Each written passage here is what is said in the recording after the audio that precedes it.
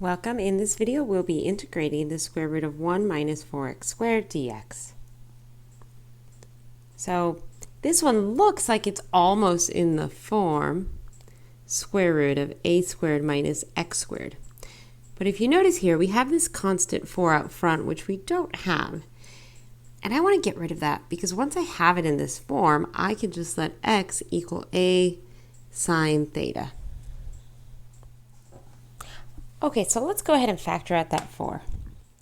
I end up with the integral of the square root of 4 times 1/4 minus x squared dx.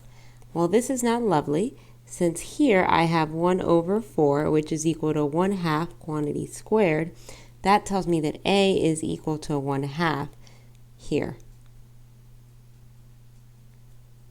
Additionally, I have a square root of 4 here, which is just 2, so I can bring out a constant of 2 to the front of this integral.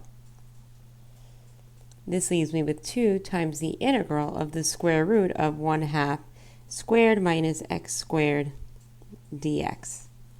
So let x equal 1/2 times sine theta. Of course, that means x squared is equal to 1/4 sine squared theta, and dx is equal to 1/2 cosine theta d theta. Now, I notice this 2 out here, and I have a lonely dx, so multiplying both sides here by 2, I end up with 2 dx equals cosine theta d theta. Now I can go ahead and replace this 2 dx with a cosine theta d theta. This leaves me with the integral of 1 over 4 minus 1 over 4 sine squared theta times cosine theta d theta. So since both of these terms have a 1/4 in common, I'm going to factor out a 1/4.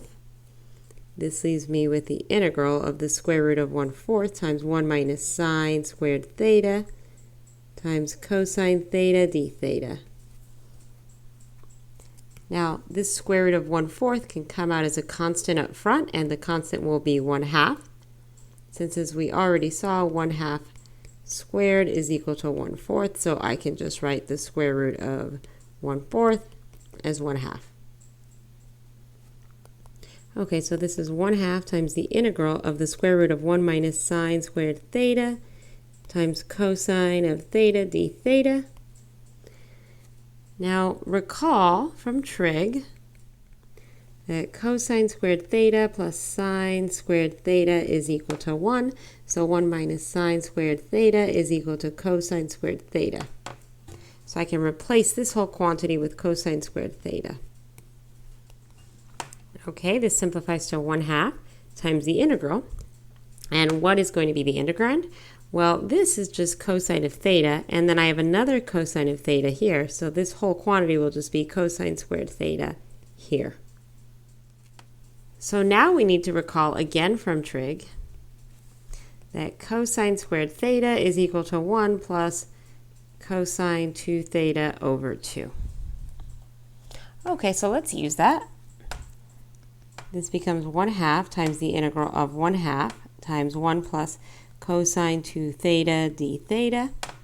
So this is 1/4 times the integral of 1 plus cosine 2 theta d theta. And in order to save space, I'm going to rearrange. There we are. So this integrates to 1/4, and then I have theta plus sine 2 theta over 2 plus a constant. Now at this point, we need to back substitute for x. That is, we are left with something with respect to theta, but we started with an integral with respect to x.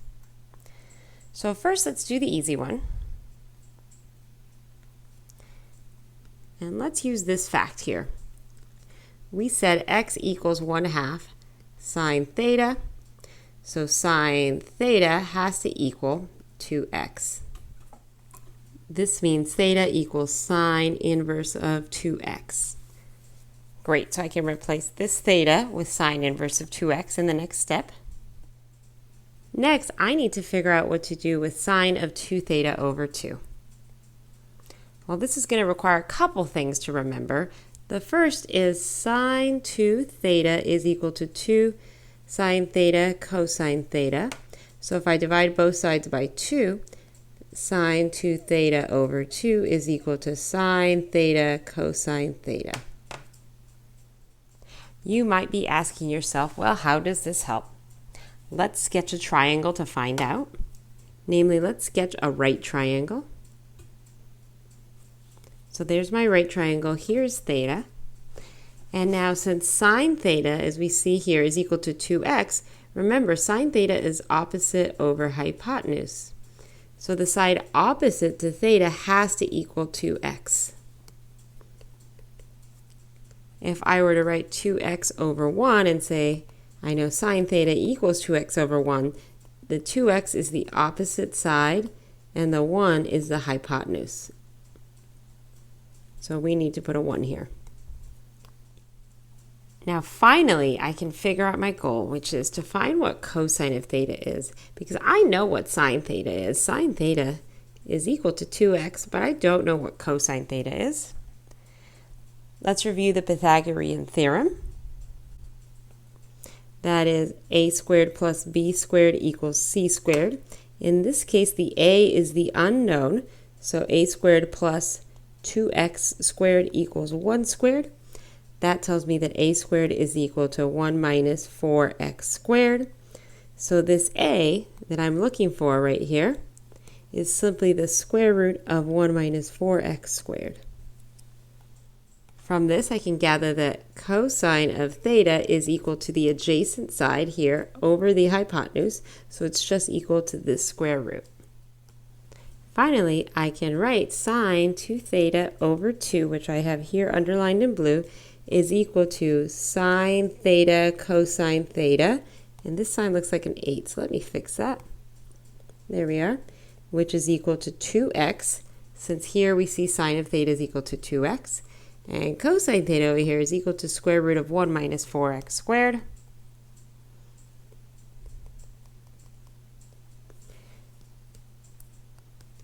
Rewriting this entire integral, I'm left with 1/4 times sine inverse of 2x plus 2x times the square root of 1 minus 4x squared. Of course, plus a constant. So this entire integral works out to be this right here. I hope this video was helpful.